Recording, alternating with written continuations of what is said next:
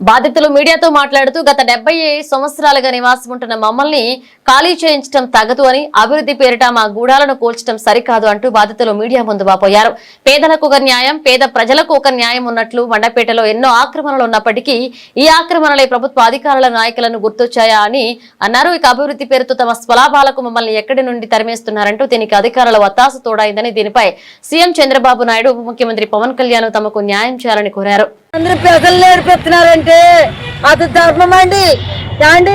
ఓట్లు వేయించుకుంటున్నారు. ఎందుకు వేయించుకుంటారండి ఓట్లు? పేదలు నేర్పిస్తాక వేయించుకుంటున్నారు ఓట్లు. మీ ఓట్లు వేసినప్పుడు బంగారులాగా మీరు గెలిచి రాజుగా బతుకుతున్నారండి. పేదలు నేర్పిస్తున్నారండి. మా ఓటు మీరు తీసుకుంటారు. మా ఓటు మీరు తీసుకున్నప్పుడు మాకు సౌకర్యం కల్పించాలండి. ఎందుకండి కూళ్ళపైన అవి గొప్పల పడి ఏడుస్తున్నామండి. ఏం చేద్దామని ఇలా చేశారండి. పేదలందరినీ ఏడిపిస్తున్నారండి. ఈ కాలు కట్టుకుని ఇల్లు వేసుకున్నారండి. దేనికండి మీకు ఉపకారం? ఈ పెద్ద ఉపకారం చెప్తే మీరు పీకేస్తున్నారు. మీరు పీకేసి మీరు ఏమైనా బాగుపడతారండి? ఇంతమంది పెద్దల్ని ఏడిపిస్తాం ధర్మం కాదండి. మీరు స్వార్థంగా చేస్తున్నారండి పని అంతా. మేము వచ్చి మీ దగ్గర మొరపెట్టుకున్నా కానీ మమ్మల్ని పట్టించుకోలేదండి. మీరు ఓట్లు వేయించుకున్నారు, దేనికి వేయించుకున్నారండి? మా మొర మీరు ఆలకెత్తా కదా వేయించుకుంటా. ఇంకా మేము ఓట్లు వేస్తాక కూడా మనం సరిపోమండి. ఎందుకండి మేము ఓట్లు వేసి మాకేం సుఖం? ఏం సుఖమండి? ఎందుకండి బాబు? పిల్లల్ని పెద్దవాళ్ళు అలవాళ్ళు వస్తారని ఏడిపిస్తున్నారు. ఎందుకండి బాబు? 4 ఏళ్ళ పిల్లల్ని తల్లిని కూడా ఏడిపించేస్తున్నారండి. ఆడపిల్లలతో బతుకుతున్నారు, వాళ్ళు కూడా ఏడిపిస్తున్నారండి. మా కష్టం మీకు తెలుసులేదండి.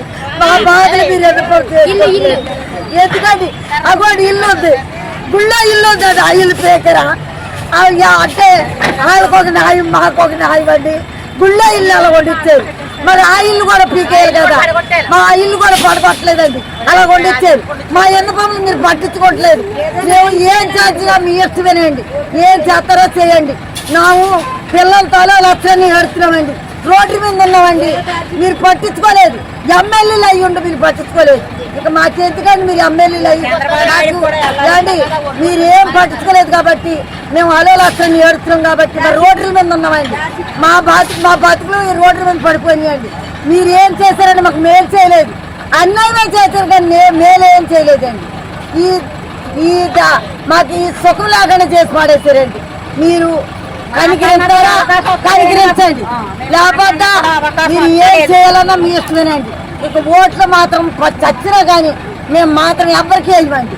మా ఓటు మేమే చింపేసుకుంటాం. ఇక్కడున్న 14 పేద మధ్యతరగతి కుటుంబ వాసులు గత 75 సంవత్సరాల నుంచి తరతరాలుగా ఇక్కడే ఉంటున్నారండి. సో ఏంటంటే ఇప్పుడు వీళ్ళు టిక్కో గృహాలు ఇచ్చాము అన్న కారణంతో ఇక్కడ వాళ్ళ వృత్తి ప్రకారం వాళ్ళ జీవనాధారం ప్రకారం ఎన్ని సంవత్సరాల నుంచి అయితే ఉంటున్నారో ఈ ఉద్యోగాలన్నీ వదిలేసుకుని ఎక్కడో గొల్లకొండలో మారుమూల ఇక్కడి నుంచి 6 కిలోమీటర్ల దూరంలో ఒక భవనం లాంటివి ఇచ్చినట్టు అందులోకి వెళ్ళిపోమన్నట్టు మాట్లాడుతున్నారట. అలాగేంటంటే అక్కడ పరిస్థితి కూడా అసలు బాగుంది. ఇంకొకటి గొల్లపుంతలో ఉండే వాసులు ఎవరికి పాతి పనులు చేసుకోవడానికి ఇక్కడ ఇంట్లో వాళ్ళు ఎవరో ఒప్పుకోవట్లేదు కూడా అని చాలామంది మొత్తుకున్నామండి. కానీ వాళ్ళు ఏంటంటే మీకు టిక్కోలో గృహాలు వచ్చినాయి అని చెప్పి ఇంకా వాళ్ళ మాట నెరవేర్చి పుష్కరాలు అనే కారణాన్ని ముందుగా పెట్టి ఇక్కడ పుష్కరానికి అభివృద్ధి చేస్తున్నాము అని చెప్పి గోదావరిలో చేసే పుష్కరాలకి పెద్దకాలం రేవులో చేయడం అనేది ఎక్కడ ఎవరు వెళ్ళలేదని అన్నారు. నేను కూడా ఎక్కడ వెళ్ళలేదు జరగడం అనేది. వాళ్ళు అన్నారు అధికారంలో ఉన్నారు కాబట్టి వాళ్ళు ఏం చెప్పినా చెల్లుతుందని అనుకోవచ్చేమండి. ఇప్పుడు ఏంటంటే ఇక్కడ పుష్కరాలకు సంబంధించి 12 సంవత్సరాలకు ఒకసారి వచ్చే పుష్కరాలు 6 రోజుల వ్యవధిలో కార్యక్రమం ఏదైతే జరుగుతుందో ఆ కార్యక్రమం కోసం 75 సంవత్సరాల నుంచి చాలామంది ముసలి వాళ్ళు ఉన్నారు. 14 ఇళ్ళకి 5గురే మగవాళ్ళు ఉన్నారు. చాలామంది ఒంటరి మహిళలు ఉన్నారు. అమ్మాయిలతో ఉన్నారు. అందరూ కూడా చాలామంది ప్రెగ్నెంట్ లేడీస్ ఉన్నారు, గర్భవతులు, పుట్టిన పిల్లలతో ఉన్నారు. వీళ్ళందరినీ కూడా దృష్టిలో పెట్టుకోకుండా ఇలాగ అధికారంతో నిరుపేదలని ఇలాగ రోడ్డు మీదకి లాగడం అనేది చాలా బాధాకరమైన విషయం. ఇంకోటి ఏంటంటే విఐపీస్ ఎవరైతే ఉన్నారో కలవపూ సెంటర్లో కమర్షియల్ సైట్ను ఆక్రమించుకున్న వాళ్ళని ఎవరిని కమిషనర్ గారి ద్వారా కానీ గవర్నమెంట్ నుంచి ద్వారా కానీ ఏ నోటీస్ వచ్చి ఎవరినే కానీ తొలగించిన దాఖలాలు అయితే ఎక్కడ కనిపించలేదండి ఇప్పుడు కూడా.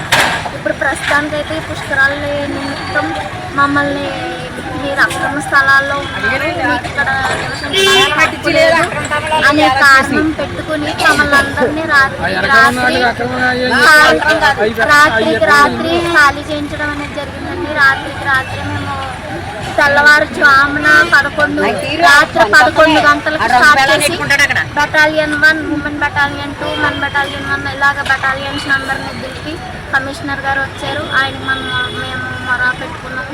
అయినా సరే ఆయన ఏ సరైన జవాబు మా ఉసురు మా ఏడపన బాగా తగులుతుంది. జోగేశ్వర కాదు ఆయనకి కమిషనర్ దగ్గరుండి కొట్టించేది ఉసురు మా పిల్ల ఉసురు ఎవరు ఉసురైనా సరే ఇక్కడ వాళ్ళు ఎవరున్నారో అందరు ఉసురు తగ్గుతుంది. ఇక్కడ 14 గృహాల వాళ్ళు తిరిగి ఎంతమందికి అయితే వచ్చి ఎంతమందికి కూడా తిరిగి ఇచ్చేస్తాను తీసుకుంటాను ఒప్పుకోలేదు. వీళ్ళు పెట్టిన కండిషన్ ఏంటంటే మాకు పట్టా కానీ ఇక్కడ ఉంటున్నాము పట్టా కానీ పక్కా ఇల్లు నిర్మించండి కానీ మమ్మల్ని మాకు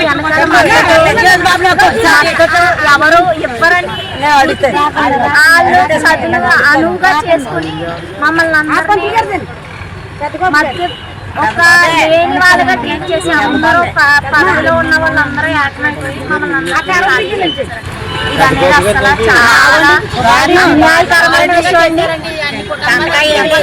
చాలా మేము ఎమ్మెల్యే గారి మాటలు బట్టి మేము జనవాహం ఎవరైతే ఉన్నారో వాళ్ళు